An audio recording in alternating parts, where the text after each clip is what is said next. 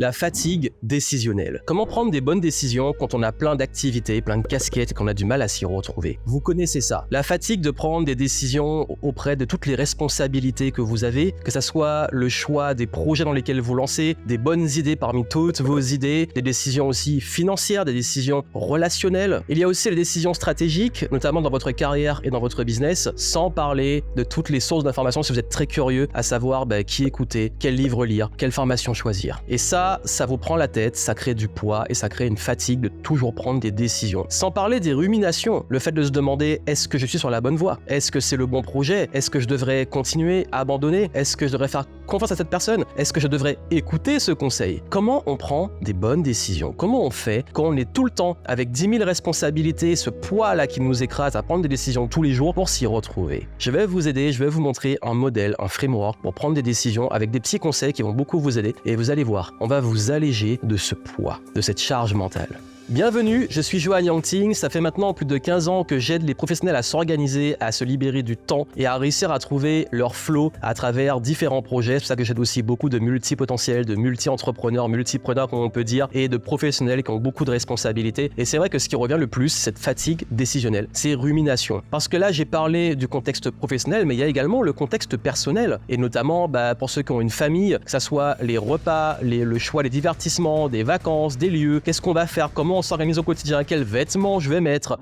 Ça peut vite devenir un casse-tête, autant sur le plan personnel que professionnel. Et justement, avec le temps, moi-même ayant été souvent avec toutes ces casquettes et activités en même temps, que ça soit étudiant, entrepreneur ou entrepreneur dans différentes activités, et même aujourd'hui, la vie de famille, l'entrepreneuriat et compagnie, il faut trouver un modèle pour s'alléger parce que sinon, on s'épuise et on passe son temps en charge mentale à ruminer. Et c'est le grand mal de notre siècle. C'est le gros problème où aujourd'hui, même en divertissement, quand vous allez sur Netflix, Disney+, Amazon Prime, tous les films, toutes les séries qu'il y a, on reste paralysé face à plein de choix. Et donc, c'est un problème. Comment choisir? Comment s'y retrouver dans cette tonne d'opportunités d'informations et sortir du FOMO, la peur de manquer, fear of missing out, de manquer une info ou de manquer une opportunité? Je vais vous donner des conseils, justement. D'ailleurs, j'en profite juste avant de commencer, vu que je partage souvent des conseils pour vous aider à vous alléger en termes d'organisation. Pensez à vous abonner, à me laisser un petit pouce en l'air et surtout à commenter. Ça aide pour référencer ces vidéos si elles vous aident. Et n'hésitez pas à les partager si vous connaissez des gens que ça peut aider. Et également, pour ceux pour qui la thématique est vraiment importante, je mets en description un diagnostic et une formation gratuites qui vont vous aider à comprendre votre mode de fonctionnement en termes de gestion du temps parce que nous sommes tous différents et comment réussir à trouver un rythme, une organisation qui vous correspond. Ça va vous aider à aller beaucoup plus loin sur ce que j'avais partagé ici, donc n'hésitez pas déjà à aller en descriptif, ouvrir et vous pourrez suivre cette série pour les 3 prochains jours. Vous allez voir, ça va beaucoup vous aider.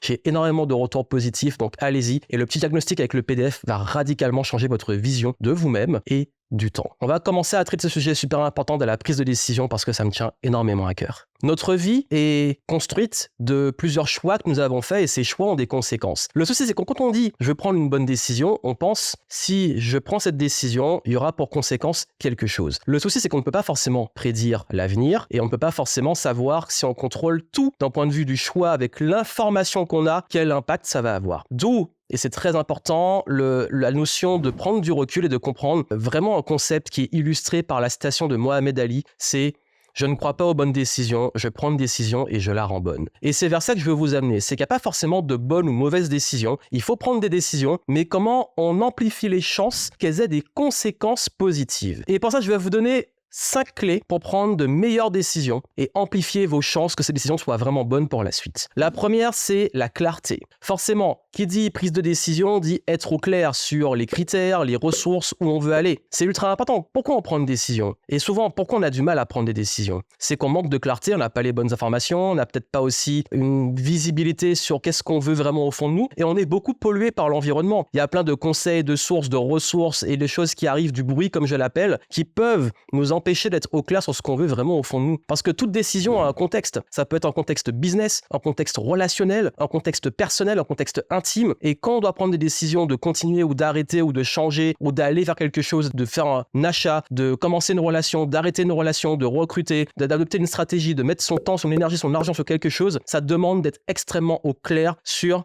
qu'est-ce qu'on veut vraiment, qu'est-ce qui est important pour soi, quelles sont les ressources et qu'est-ce qu'on attend en termes d'intention. Parce que c'est OK de prendre des décisions où on se dit j'ai pris la meilleure décision avec ce que j'avais à l'instant T avec mes critères, mais par contre l'aboutissement, j'ai aucun regret parce que finalement j'ai pris une décision qui me respectait à l'instant T, parce qu'elle était basée sur des valeurs, sur ce que j'avais à l'instant T en termes d'information et aussi ce qui était important pour moi. Je donne souvent l'exemple d'arrêter de travailler dans un job qui vous convient pas. Si vous êtes tous les jours stressé, ça ruine votre santé, ça ruine votre vie de famille et qu'à ce moment-là vous vous dites ok, je sais pas si c'est une bonne décision d'un point de vue financier d'arrêter mon job maintenant, par contre c'est une bonne décision à l'instant T pour ma santé, pour ma famille, pour mes relations, pour moi-même, et du coup peu importe ce qui va aboutir derrière, je prends cette décision maintenant parce que c'est ultra important, parce que la santé c'est le number one comme on dit, mais après je ferai ce qu'il faut pour la suite, mais j'aurai aucun regret d'avoir arrêté parce que je sais qu'à ce moment-là, ça ruinait ma santé. Donc quand je dis être au clair, c'est être au clair sur vos critères, mais aussi votre boussole interne, on va y revenir. Le deuxième point, c'est la simplicité. Vous savez, on a beaucoup de décisions à prendre, il y a le paradoxe du choix, c'est que quand il y a trop de choix, soit on est paralysé, vous savez, c'est le classique, on scrolle pendant 10 ans sur Netflix pour choisir une série au lieu de regarder, ou alors on se retrouve à prendre une décision et tout le temps se dire, mais si j'avais pris une autre décision, je prends une voie, je prends un projet, mais je regrette, et si.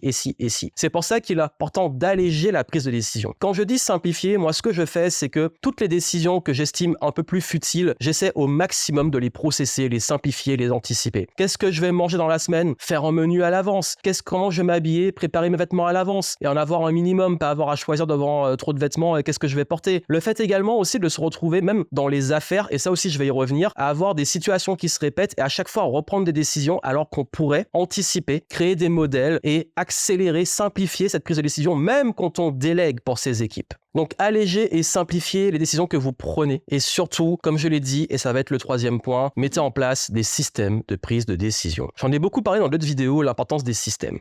Que ça soit en business, que ça soit sur des choix financiers, que ça soit au niveau relationnel, même au niveau du recrutement, etc. Dès qu'il y a une décision, oui, nous avons des critères, j'en ai parlé, et nous avons un process. Par exemple, si je dois choisir avec qui je vais m'associer ou qui je vais recruter, j'ai un process de recrutement. Si je dois prendre une décision financière, j'ai un process de décision financière. Si je dois prendre une décision stratégique de mon business, je vais mettre en place un process. Donc, toutes les décisions, le plus grand piège des décisions, ce sont les émotions. C'est les décisions trop émotionnelles, quand on commence à paniquer, quand on a peur, ou quand on doit être dans une décision express, on va trop vite, et du coup, c'est là qu'on fait des erreurs. Les décisions trop émotionnelles ou précipitées nous conduisent à beaucoup d'erreurs parce qu'elles ne sont pas réfléchies. Les systèmes nous cadrent. Par exemple, je sais que dans le business, s'il y a un moment où je sens que c'est un peu plus tendu, qu'on est loin des objectifs, que peut-être que les ventes ont baissé à un moment, au lieu de paniquer et me dire « Oh là là, maintenant, il faut bourriner, et puis faire un truc, et puis s'épuiser », je vais plutôt me dire « Ok, essayer de comprendre les indicateurs, prendre du temps, mettre en place un process de comprendre d'où vient le problème et qu'est-ce qu'on peut mettre en place, et le mettre en place, être assez rapide, agile, mais en même temps avoir ce recul qui nous détache des émotions, qui met en face aussi à des faits, parce que avec l'expérience, on peut justement, dans des décisions, voir quel process mettre en place pour faire en sorte que celle-ci soit la meilleure possible. Et d'ailleurs, en business, pour les entrepreneurs, c'est extrêmement important d'avoir des process de prise de décision.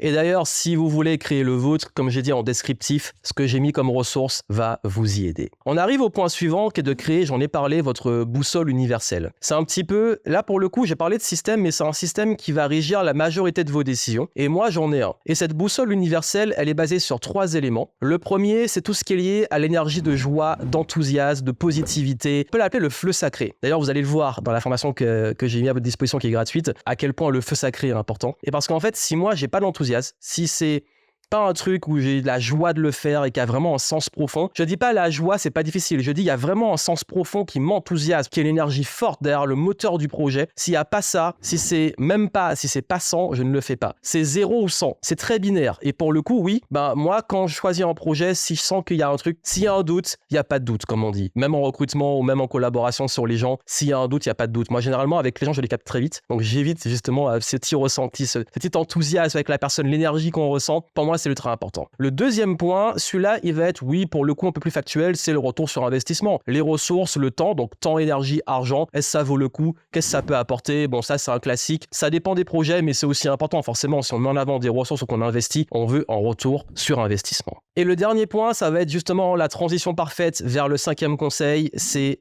est-ce que je vais apprendre? Parce que quoi qu'il arrive, comme le disait Nelson Mandela, soit je gagne, soit j'apprends. Je ne perds jamais. C'est un peu l'idée, c'est qu'on a toujours à apprendre. Et ça, c'est un de mes critères aussi dans ma boussole universelle, c'est que est-ce que je vais vraiment apprendre quelque chose? Même si c'est pas la bonne décision, même si je perds de l'argent, c'est le prix de la leçon, c'est l'apprentissage, c'est la formation qui va me coûter tant. Donc, Ouais, prendre du recul et se dire, de toute façon, les décisions, l'intention, c'est de nous rendre meilleurs, c'est d'apprendre. C'est plus on va prendre des décisions, plus on va gagner en expérience. Donc, bonne, mauvaise, peu importe les conséquences, on gagne en expérience pour en prendre des meilleures. Mais il faut être conscient, parce que justement, la prise de conscience des choix qui nous ont amenés là où on est aujourd'hui, juste se dire, ok, quelles sont les décisions dans tel contexte, tel domaine qui nous amènent là, quels sont les leviers qu'on actionne, et à partir de ça, comme je suis conscient, quand les situations se répètent, je sais que je vais pouvoir mettre en place les bonnes décisions par rapport à ça, et grâce au process que j'ai créé, grâce à l'expérience. C'est pour ça qu'aujourd'hui, moi, j'ai plein de process dans différents domaines de vie grâce à l'expérience et j'en apprends encore pour en créer des nouveaux. Il y a une part d'incertitude, il y a une part aussi où on a tout, la décision, on a tout qui nous dit allez là, mais on sent l'intuition, j'en ai parlé, qui nous dit c'est pas là, on teste, ok, on teste et on verra après. Quoi qu'il arrive, jamais de regrets parce qu'on prend les décisions à un tel niveau de conscience qu'on se dit ok, c'était la bonne décision. Et d'ailleurs, comme on dit, si à chaque fois les décisions se répètent et elles sont pas bonnes, les mauvais choix qu'on répète, c'est qu'il y a une leçon qui est toujours pas acquise. Et voilà, c'est ce que je voulais partager avec vous. Vous avez vu, c'est vraiment une façon de penser aussi. Et comme j'ai dit, si vous voulez des choses un peu plus, on va dire, pratiques, parce qu'il y a beaucoup de domaines et j'avais pas envie d'être trop long. Il y a plein de domaines, que ça soit l'argent, que ça soit le business, les relations et tout. Vous pouvez créer vos propres systèmes. Donc, allez en descriptif et je vous mets des ressources pour ça. Et aussi et surtout, comprenez la logique. C'est que la fatigue décisionnelle, c'est qu'on se torture l'esprit, alors qu'en réalité, on pourrait justement avoir plus de recul, être au clair sur ses propres critères, mettre en place les bons systèmes, les simplifier pour prendre des décisions. Et puis quoi qu'il arrive, dès qu'il y a une nouvelle situation, utiliser l'expérience, son intuition, son flair, faire appel aussi à l'expérience de quelqu'un d'autre qui a justement pris des décisions et qui s'est beaucoup planté et qui a beaucoup réussi, qui peut vous dire justement et qui peut vous aider. Mais malgré ça, il faut faire votre expérience et quels que soient les conseils, j'en ai parlé, être sûr de pouvoir l'appliquer et l'adapter dans votre contexte à vous. Moi, mes clients, j'accompagne et comme je le dis souvent, je donne des conseils maintenant, on l'adapte au maximum au client, mais c'est à lui d'expérimenter, de tester. Moi, avec mes clients, j'ai pas les réponses à tout. C'est vraiment aller expérimenter, tester de mon expérience, mais voir aussi dans le contexte du client, qu'est-ce qui lui correspond. Dans l'organisation, avec mes clients, on teste des choses, on met en place et on voit ce qui fonctionne. Ce qui fonctionne pas, on ajuste. Et c'est comme ça. Donc voilà ce que je voulais vous transmettre. Donc comme je l'ai dit, si vous voulez plus de ressources en descriptif, ça va vous aider à aller plus loin parce que j'aide beaucoup de multi-activités, multi-potentiels à se développer dans leurs différents projets. Et puis, n'oubliez pas de vous abonner, de laisser un petit pouce en l'air, liker, commenter. Et puis, on se retrouve pour des prochains épisodes. Et si la thématique vous intéresse, je vous mets aussi à la fin une autre vidéo qui pourrait vous plaire. Je vous souhaite plein de succès et je vous dis à très bientôt.